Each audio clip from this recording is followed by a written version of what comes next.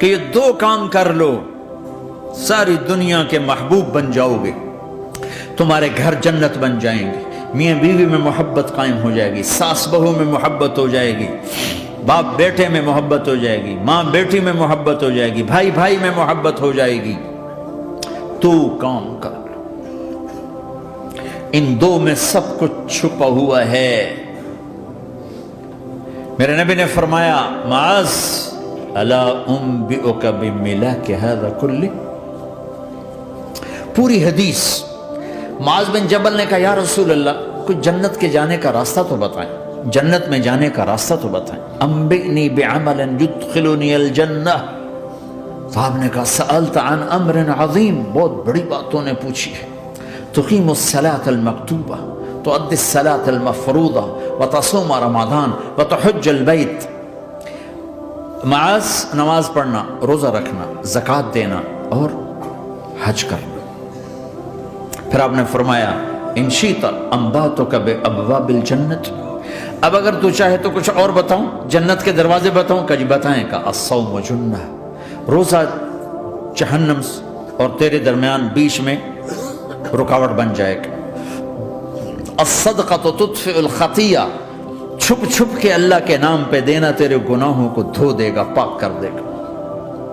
وقیام الرجل فی جوف اللیل ابتغاء وجہ اللہ، اور رات کے اندھیرے میں کھڑے ہو کر اللہ سے باتیں کرنا، دو نفل ہی پڑھ لیا کرو، کسی مرد عورت کا رات کے اندھیرے میں کھڑے ہو کے۔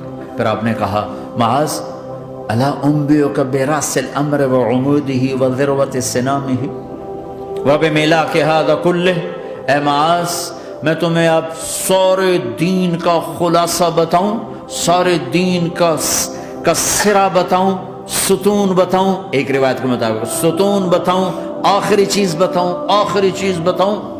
کہا جی ما ہوا جی، تو مجھے دیکھنا سارے بھائی۔ تو آپ نے اپنی زبان نکالی اور اسے یوں پکڑا،